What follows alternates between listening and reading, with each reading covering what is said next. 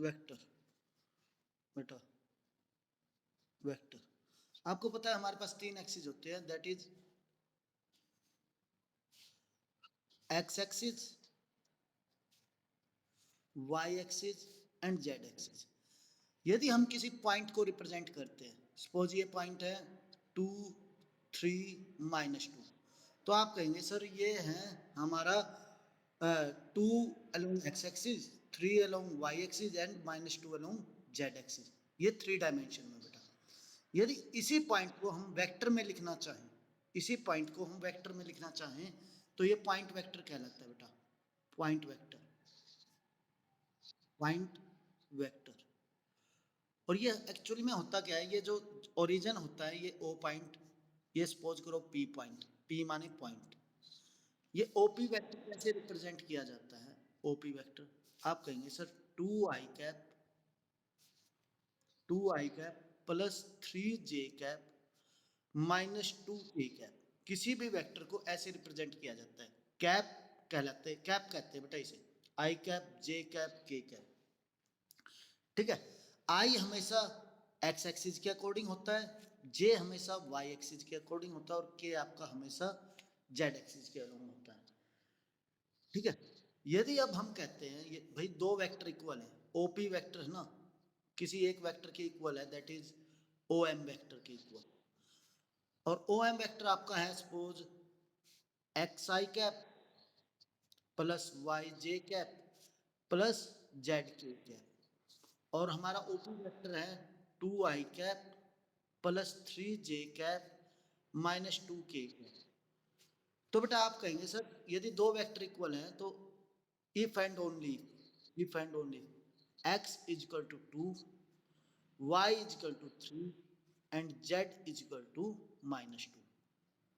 ठीक है, और यदि इसी वेक्टर का मैग्नीट्यूड निकालना हो, बेटा ये वेक्टर है, वेक्टर अब इसी फॉर्म में रहेगा बेटा, हर बार वेक्टर आपका इसी फॉर्म में रहेगा, 2i प्लस 3j -2k का 3 डायमेंशन में। एक्स एक्सिस हमेशा आई कैप, वाई एक्सिस जे कैप और जेड एक्सिस के कैप।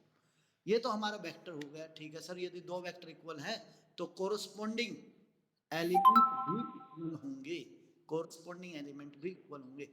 ठीक है सर, ये हमारा ऊपर है 2i cap plus 3j cap और -2k कैप। और इसका मैग्नीट्यूड कैसे निकालेंगे? ओपी वेक्टर, इसका मैग्नीट्यूड, तो आप कहेंगे सर रूट ऑफ 2 का स्क्वायर प्लस 3 का स्क्वायर प्लस -2 का स्क्वायर, ये इसका मैग्नीट्यूड आ जाएगा। किसी भी वेक्टर का मैग्नीट्यूड कैसे निकाला जाता है? 4 प्लस 9 प्लस 4 दैट इज 70। किसी भी वेक्टर का मैग्नीट्यूड देखिए बेटा, यदि एक पॉइंट ए बी सी है, ध्यान से देखिए, यदि एक पॉइंट ए बी सी है तो इसको वेक्टर के फॉर्म में कैसे रिप्रेजेंट किया जाएगा? तो आप कह देंगे sir O two vector equal to a i cap plus b j cap plus c k cap. और इसी का यदि हम मैग्नीट्यूड निकालना चाहें, इसी का हम मैग्नीट्यूड ऐसे रिप्रेजेंट किया जाता है, तो आप कह देंगे sir under root of A square, ये फार्मूला है, प्लस बी स्क्वायर प्लस सी स्क्वायर, सिंपल बेटा। और यदि इसी में यूनिट वेक्टर निकालना हो, यदि आपको कहते हैं भाई इसका यूनिट वेक्टर हमने किया था, क्या होता है बेटा? वो वेक्टर जिसका मैग्नीट्यूड की वैल्यू 1 है, वो वेक्टर जिसके मैग्नीट्यूड की वैल्यू 1 है। बेटा सपोज करो इस ओपी वेक्टर को मैं ए वेक्टर से रिप्रेजेंट कर देता हूँ, सपोज करो इस ओपी वेक्टर को ए वेक्टर से रिप्रेजेंट कर देता हूँ, तो इसका यूनिट वेक्टर क्या होगा? आप कहेंगे सर डिनोटेशन ए कैप, इसकी नोटेशन होती है ए कैप। और इसका फॉर्मूला क्या होता है? A vector divided by determinant of a vector. तो ए वेक्टर क्या था? A i plus b j plus c k cap.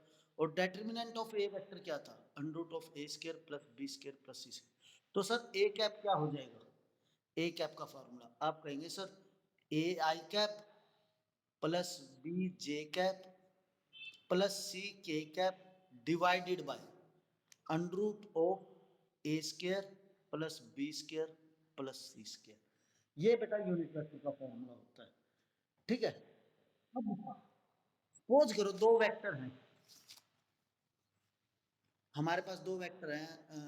Suppose A vector है हमारे पास 2i cap plus 3j minus 2k cap, और एक वेक्टर बी वेक्टर है आपके पास i cap minus j cap. He is saying find a plus B vector. बेटा a vector plus B vector, तो कैसे निकलेंगे? सिर्फ और सिर्फ आई आई के साथ ऐड होगा, जे जे के साथ, और के के साथ। तो 2 + 1 that is 3i cap, 3 + -1 +2j cap. Sir यहाँ पे के कैप तो नहीं है, as it is -2k cap. ठीक है, दो वेक्टर की एडिशन ऐसे होती है। और इसी प्रकार यदि सब्ट्रैक्शन निकालने लग जाए तो 2 - 1 आई कैप, 3 - -1 +4j कैप और -2k कैप। ठीक है, सिंपल है बेटा, दो वेक्टर की addition, subtraction and so on.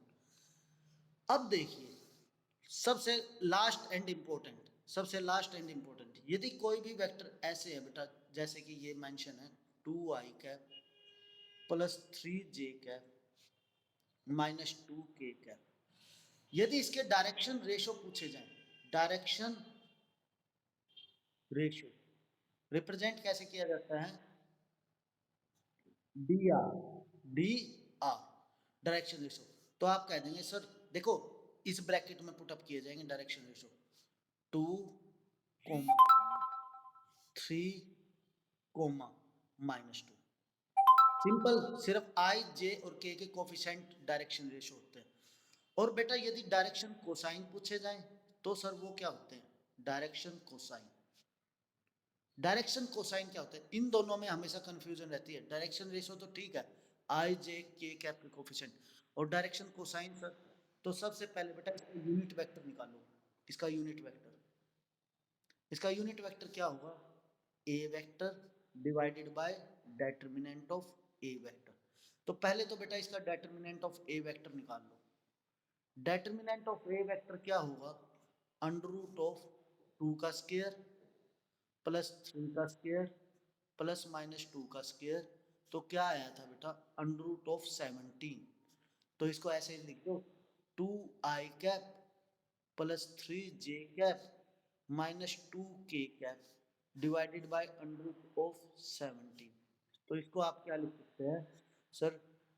2/√17 i cap plus 3/√17 j cap -2/√17 k cap. बेटा यूनिट वेक्टर निकालने के बाद अब जो आई जे के कोफिशिएंट हैं वो डायरेक्शन कोसाइन होंगे। तो डायरेक्शन कोसाइन क्या होंगे?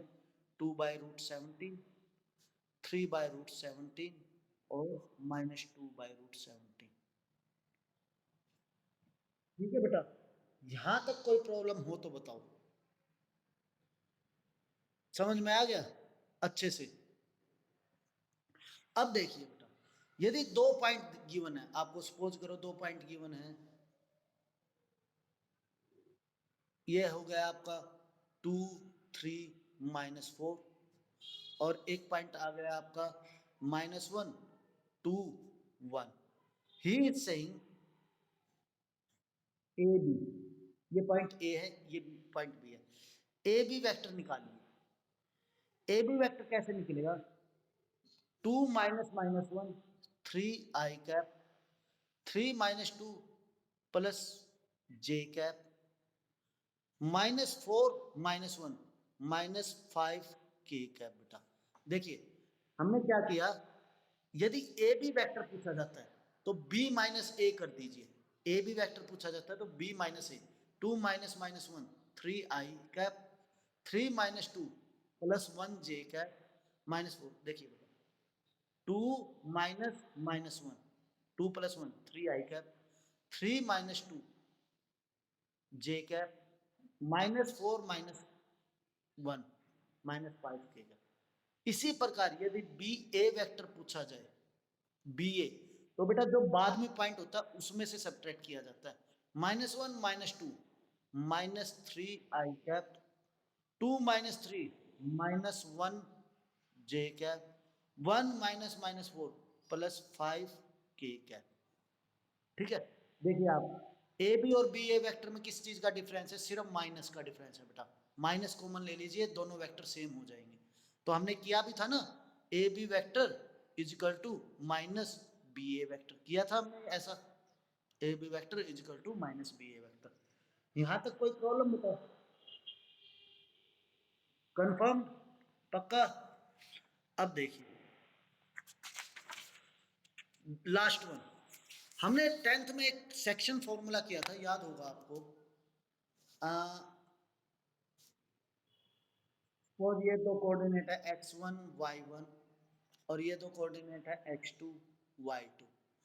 तो यदि सपोज यहाँ पे कोई है x3 y3 और ये पॉइंट इसको m/n की रेशो में कट करता है, तो इसके कोऑर्डिनेट का फॉर्मूला क्या होता था, x3 इक्वल टू, आप कहते थे sir m/x2 plus n into x1 divided by m plus n। और सिमिलरली y3 के कोऑर्डिनेट क्या होते थे, m into y2 plus n into y1 divided by m plus n। Simple बेटा, ये दो चीज होती थी हमारी। ठीक है, m into x2 plus n into x1 by m plus n, m into y2 plus n into y1 by m plus n। अब ये वेक्टर में कैसे होंगी बेटा, देखिए वेक्टर में कैसे अप्लाई होंगी। एक क्वेश्चन आपका गिवन है, ये इंटरनली और एक्सटर्नली के लिए फार्मूला क्या होता है बेटा, एक्सटर्नली के लिए भी हम बताएंगे, पहले इंटरनली के लिए देख लीजिए। आपको वेक्टर गिवन होंगे ऐसे 3a vector minus 2b vector,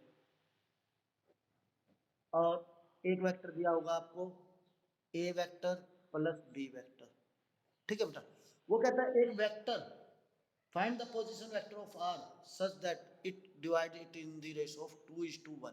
बेटा 2:1 इसके पोजीशन वेक्टर निकालने हैं, तो आप कहते हैं r के वेक्टर यानी कि ओ आर वेक्टर क्या होगा, 2 into A vector plus B vector, बेटा complete 2 into A vector plus B vector plus 1 into 3a vector minus 2b vector divided by 2 plus 1। Simple.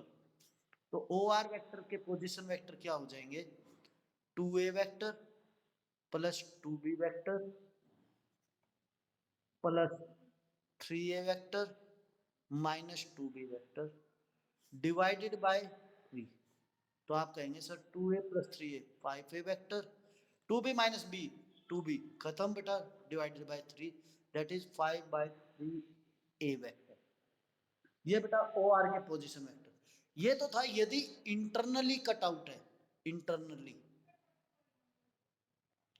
यदि बेटा एक्सटर्नली का फॉर्मूला अलग होता है, एक्सटर्नली, एक्सटर्नली में सिर्फ और सिर्फ माइनस लग जाता है, यहां पर -1। तो सेम यही करना है, 2 into this minus this divided by, जो ये होता है ना 2 + 1, 2 - 1 हो जाता है। ठीक है, हो जाएगा, करके दिखाएं। अब देखिए ये आपकी सेकंड एक्सरसाइज कंप्लीट हो चुकी है। दोबारा देखिए अभी तक हमने क्या किया। सबसे पहले तो यदि एक पॉइंट है हमारे पास कोई भी x y z, तो इसको वेक्टर की फॉर्म में कैसे रिप्रेजेंट किया जाएगा, यदि सपोज ये पॉइंट P है, तो आप कहेंगे sir OP vector, position vector कहा जाता है x i cap plus y j cap plus z k cap. यदि इसका मैग्नीट्यूड निकालना हो तो आप कह देंगे sir √(x² plus y² plus z²। और यदि इसी का यूनिट वेक्टर कैसे रिप्रेजेंट होता है, ऐसे कैप से। इसका यूनिट वेक्टर निकालना हो तो आप कह देंगे sir x i cap plus y j cap plus z k cap divided by √(x² plus y² plus z²। ठीक है, और यदि इसी में सपोज दो पॉइंट गिवन है हमें, एक पॉइंट है x1 y1 z1 और एक पॉइंट है हमारे पास x2 y2 और z2, और वो कहता है बेटा ए बी वेक्टर निकालिए, फाइंड ए बी वेक्टर। तो आप कहेंगे सर ए बी वेक्टर क्या होगा, x2 minus x1 i cap plus y2 minus y1 j cap plus z2 minus z1 k cap. Simple. एक और कंडीशन थी, दो वेक्टर कब इक्वल होंगे, two equal vector, equal vector, दो वेक्टर इक्वल कब होंगे, if and only if there corresponding element are equal, corresponding element are equal. और दो वेक्टर की एडिशन कब हो सकती है बेटा, दो वेक्टर की addition, add corresponding element, corresponding element. जैसे कि हमने किया था बेटा, सपोज कोई एक वेक्टर ए वेक्टर है आई माइनस जे प्लस के कैप, और बी वेक्टर है हमारे पास माइनस आई माइनस जे माइनस के कैप। तो a vector plus B vector क्या होगा, आप कहते हैं आई माइनस आई जीरो माइनस जे माइनस टू जे कैप प्लस के जीरो। बेटा यदि उसका वो कहता है इसका यूनिट वेक्टर भी निकालो, प्लस निकालने के बाद इसका यूनिट वेक्टर भी निकालो, तो आप इसको कह दोगे सर सी वेक्टर है ये, सी वेक्टर क्या हो गया माइनस टू जे कैप। इसका यूनिट वेक्टर कैसे निकलेगा सर, पहले तो इसका मैग्नीट्यूड निकाल दीजिए, मैग्नीट्यूड ऑफ सी वेक्टर क्या होगा, under root of minus two का whole square, that is under root of minus two, मतलब 4 2 ठीक है। तो सी वेक्टर का सी कैप क्या हो जाएगा, आप कह देंगे sir minus two by two J cap, I cap क्या हो जाएगा माइनस जे कैप। ठीक है बेटा, सॉरी सी कैप क्या हो जाएगा माइनस। सिंपल, आपको कुछ नहीं करना बेटा, यदि उसने कहा पहले ऐड कीजिए और उसका यूनिट वेक्टर निकालिए, तो उसको एक वेक्टर मान लीजिए, उसका डेटर्मिनेंट निकाल दीजिए और उसको डिवाइड कर दीजिए। ठीक है, ओके। अब देखिए बेटा, आपको फर्स्ट एक्सरसाइज बिल्कुल अच्छे से हो जाएगी। 10.2 का फर्स्ट सम देखिए, compute the magnitude of the following vector. बेटा इसका भी मैग्नीट्यूड हो जाएगा, निकल जाएगा, अंडर रूट ऑफ 1 का स्क्वायर प्लस 1 का स्क्वायर प्लस 1 का स्क्वायर। हाँ, डायरेक्शन रेशो और डायरेक्शन कोसाइन बताना भूल गए थे बेटा। डायरेक्शन रेशो क्या होंगे, यदि इसी में देखा जाए तो डायरेक्शन रेशो आप कहेंगे सर, डायरेक्शन रेशो आप कहेंगे sir X Y Z, X comma Y comma Z, ये तो हमारी डायरेक्शन। और डायरेक्शन कोसाइन क्या होंगे, X by under root of X square plus Y square plus Z square, Y by under root of X square plus Y square plus Z square, and Z by under root of X square plus Y square plus Z square. बेटा ये होंगे direction cosine. Simple, direction cosine और direction ratio में कुछ difference नहीं होता, numerator same होता है, बस डिनोमिनेटर में तीनों का स्क्वायर ऐड हो जाता है बेटा। ठीक है, अब देखिए कंप्यूट द मैग्नीट्यूड हो जाएगा। Next, right to different vector having same magnitude. अब देखिए इनिशियल पॉइंट ये है बेटा, फाइनल टर्मिनल पॉइंट ये है, तो पहले हम क्या करेंगे, ए बी वेक्टर निकालेंगे, -5 -2 आई कैप प्लस 7 -1 जे कैप। थर्ड टर्मिनल नहीं है तो के कैप को पुट नहीं करेंगे, तो -7 आई कैप प्लस 6 जे कैप बेटा। अब डायरेक्शन रेशो क्या है इसकी, डायरेक्शन रेशो आप कहेंगे सर -7 और 6, जो डायरेक्शन रेशो होते हैं यही स्केलर कंपोनेंट होते हैं, यही स्केलर कंपोनेंट होते हैं बेटा। ठीक है, और जो डायरेक्शन कोसाइन होते हैं वो होते हैं आपके वेक्टर कंपोनेंट, वो क्या हो जाएंगे -7 बाय अंडर रूट ऑफ -7 का स्क्वायर प्लस 6 का square comma 6 by under root of 7 का स्क्वायर दैट इज 49 प्लस 6 का स्क्वायर दैट इज 36। ये डायरेक्ट वेक्टर कंपोनेंट होते हैं बेटा। जो डायरेक्शन कोसाइन होते हैं वो वेक्टर कंपोनेंट होते हैं, जो डायरेक्शन रेशो होते हैं वो स्केलर कंपोनेंट होते हैं। सोल्व कर दीजिए, you will get the answer. Okay.